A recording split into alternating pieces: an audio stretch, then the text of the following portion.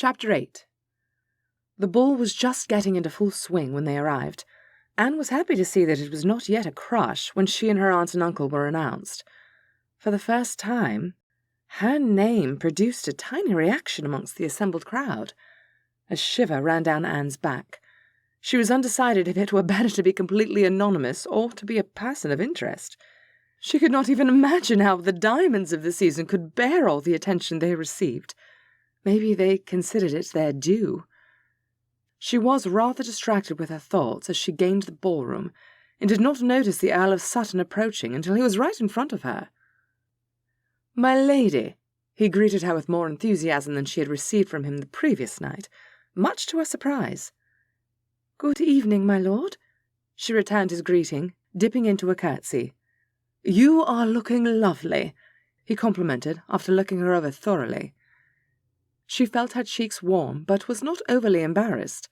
His inspection had been of the detached variety, as though he were checking her for defects, as if she were a horse at Tattersall's or something. For some indiscernible reason this struck her as amusing rather than offensive. She examined him, but knew she would not be able to imitate his manner, so refrained from trying. She returned the compliment. "As do you, my lord. I quite fancy the interesting manner in which you have tied your neckcloth this evening." The Earl appeared surprised by her words, and Anne was amazed to see a splash of colour cover his cheekbones for a moment. "Why, thank you for noticing, my dear. I have no wish to be a dandy, but I do make an effort to turn myself out to advantage when I am attending this sort of thing." "I would say you achieved your aim." "You are a rather strange girl, aren't you, my lady?" he asked her quizzically, making her choke on a gurgle of laughter. "I do not know what to say to that, my lord." "Of course you don't. Forgive my foolishness. I allowed words to leave my mouth before my mind was fully engaged. It was meant to be a compliment, although I realize it did not sound like it. I meant that you are not like the other debutantes, always wishing to discuss themselves. You actually seem to have some interesting thoughts in your head, which makes it a relief to spend some time with you." "Why, Lord Spencer, that is quite the nicest thing anyone has said to me." Again, colour splashed onto his cheeks, and he looked uncomfortable for the briefest moment. But then it vanished, and he was the perfectly composed Earl as usual. Bowing over her hand, he asked, "Might I have the pleasure of this dance? It sounds to me as though it is a minuet." Anne curtsied and accepted, and he swept her onto the dance floor with the other assembling couples. Since the Earl was a skilled dance partner, Anne enjoyed her time with him, but she was not disappointed when they left the dance floor and another gentleman was waiting for an introduction. The Earl performed that duty. "My lady, allow me to present to you Lord Matthew Seymour, the Baron of Walmsley. Walmsley, this is Lady Anne Austen." Lord Seymour bowed over Anne's hand politely, but without undue flourishing, which she quite liked. "It is a pleasure to make your acquaintance, my lady. Might I have the pleasure of sharing this next dance with you?" Anne accepted and followed him onto the dance floor. It was a country dance, so they were unable to converse very much, but she was able to find out that Walmsley was not too awfully far from Rowanwood, a little fact that she took to be a positive sign. When the dance came to an end, rather than offering to escort her to her aunt, the Baron asked if he might take her to the refreshment table for a glass of punch, and took that as another point in his favour, if he were wishing to spend a little more time with her, rather than just being gallant and offering to procure her refreshment. She accepted, placing her hand into his elbow. "Have you been in town long, my lady?" he asked. "My father and I arrived almost 3 weeks ago. What about you?" "My mother and I just arrived 2 days ago. I was a little late with the harvest this year, and did not want to leave our estate until everything was fully sorted. I must tell you, these society affairs are not my favourite way to spend time, but my mother wished to come, and felt unable to do so without my escort, so here we are." "It is good of you to see to her comforts," Anne thought to say, wondering if he were perhaps a trifle too attached to his mother. She'd just got out of her mourning, so it would have been her first time to travel alone, he explained. "Oh, I am sorry for your loss." The Baron grinned. "She was not mourning for my father. I wasn't overly attached to a second husband, so your sympathies are misplaced, my lady. She isn't even all that old yet, so she is thinking to find herself husband number 3, which is why she was so disgruntled with me for not getting her here for the very beginning of the season." Anne couldn't help but laugh lightly over his choice of words. "You could point out to her that, since the season is already underway, now that she is newly arrived, she will have the advantage of being a novelty. Everyone else has already met each other. She might be more interesting for being new." "You are a clever minx, aren't you?" Not sure how to take his words, Anne merely smiled and took another sip of her punch, pleased to find that it was actually rather tasty. "So, what is your story, Lady Anne? Are you an heiress just here to enjoy the ball, or are you, like my mother, also on the hunt for a husband?" Anne blinked at him and tried not to allow her mouth to drop open at his unusual question. He hurried to explain himself. "I would rather hear it from you than have to ask my mother what she might know about you." She again had to bite back her laughter at his words. "I guess I appreciate your honesty in that case, my lord. I will be honest with you in return. I am the only daughter of an impoverished viscount who hasn't a sixpence to scratch with, as the footman would say." Now the Baron laughed at her word choice. "I like your spunk, my lady." Anne blushed over his words. She would never have thought anyone would describe her in such terms. She was just a country mouse. But she liked that he thought otherwise. The Baron lifted his head and gazed about the room. "I can see that your attention is about to be seized from me, my lady. Would it be acceptable to you if I called on you tomorrow?" A small thrill ran through Anne. She might have finally found the gentleman who could be the perfect husband. She smiled and nodded. "I would like that, my lord," she said shyly. "Lady Anne?" Anne turned abruptly at Lord Sebastian Grey's hearty address. "Good evening, my lord," she answered in a more demure tone.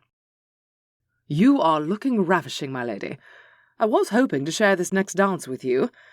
It is not at all the thing to allow this bumpkin to monopolize all of your time this evening."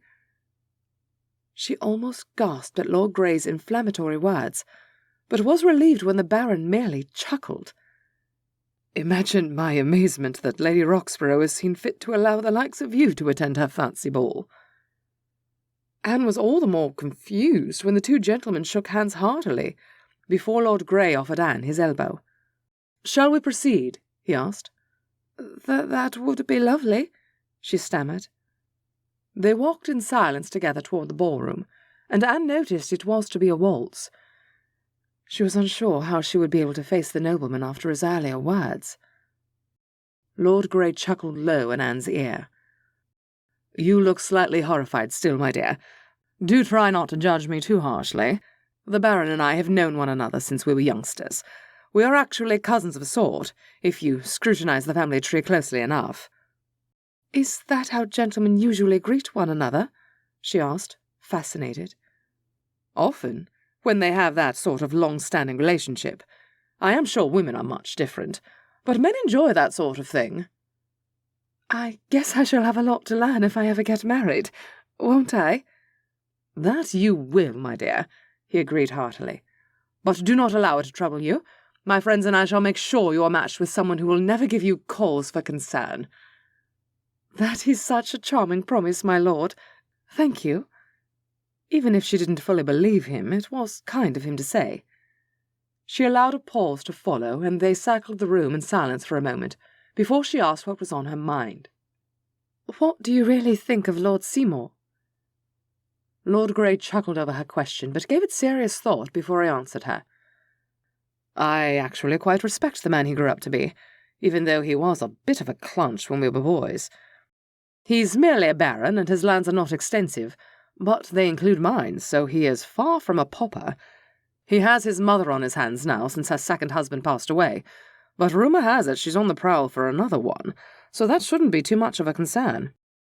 "You could do far worse, my lady," was his eventual conclusion.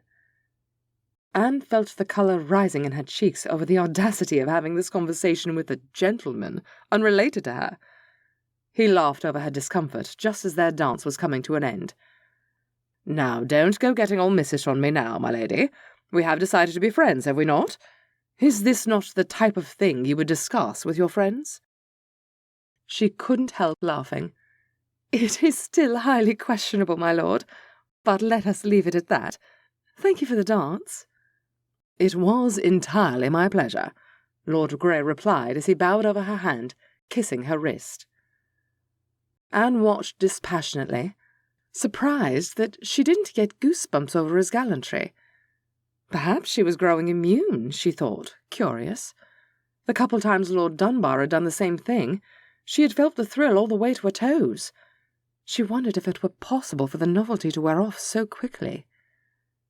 As if her thoughts had conjured him, when she turned around, the Viscount was there with his crooked smile, waiting to claim her for the next dance. She was glad the waltz had just played, so it was unlikely the next one would be another. She was determined not to allow the Viscount to turn her head or her heart. She curtsied her acceptance of his invitation to dance, and he swept her into the minuet. It was a relief that it separated them much of the time, so there was little opportunity for conversation. She could even avoid meeting his eyes as she gazed about the room and at the other dancers. She was quite certain she had managed to avoid anything uncomfortable, and yet still be polite with him. But when she finally did meet his eyes, she realized she had not been as successful as she might have wished. The searching look he gave her made her realize he was going to be asking her some awkward questions at his earliest opportunity. She looked around frantically, hoping to avoid it. She couldn't help smiling in delight as she saw Lord Seymour waiting for her when the dance was over. She thanked Lord Dunbar as prettily as she could muster, and then quickly turned to the Baron. He bowed to her. "That looked lovely, my lady. Might I have the pleasure once more?" He calmly waited for her reply, unlike the Viscount, who had assumed her acceptance and swept her onto the dance floor as he was asking. Anne assured herself that Lord Seymour's manner was far more desirable. This next song was a country dance. She was relieved, because at the moment she had no idea what she could possibly talk about with anyone. She hated the thought of making small talk. There was really only so much she could say about the weather, and she couldn't bear all the gossip everyone always seemed to wish to discuss. Of course, she could always attempt to get to know the man better, she reminded herself in amusement. Anne was surprised to see the Baron's eyes light up when he saw her smile as the dance brought them back together. "You seem to be having a good time, my lady," he commented. There was no way she could explain the thought process that had led to her smile, so she merely smiled and nodded in return. Following through on her thought, she asked him, "Are you enjoying your evening, my lord?" "I am now," he said, his significant look leading her to believe he meant now that he had met her. She could feel the heat rising in her cheeks over his words. Uncertain, she returned his smile with a small one of her own. The dance separated them again, much to Anne's relief. While this was the very purpose of these events, now that she found herself facing the very real possibility of a gentleman showing a marked interest in her, she didn't quite know what to make of it. She really needed to get to know him better. When the dance brought them back together again, she was ready. "Have you escorted your mother here this evening?" "Yes, I have. Would you like to meet her?" He sounded so eager, but that had not been Anne's intention when she asked.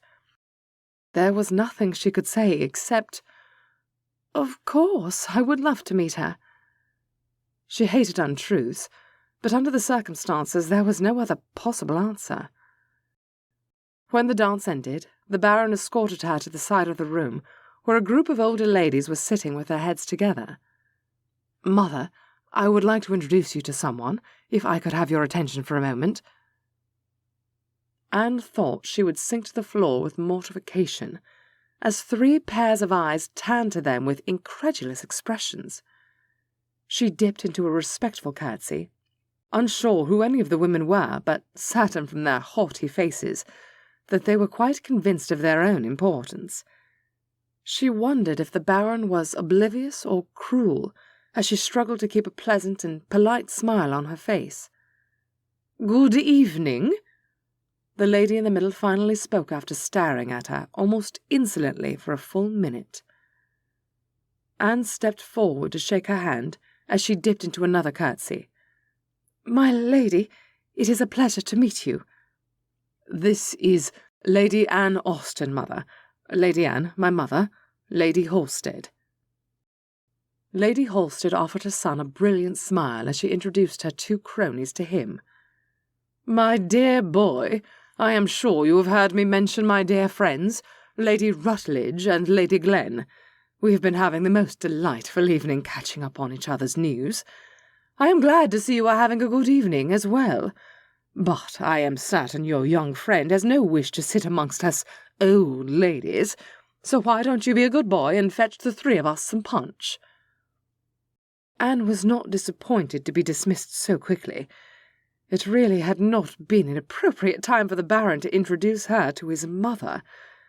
But the lady had not turned out to be a total shrew, so perhaps they could salvage the situation at some other time.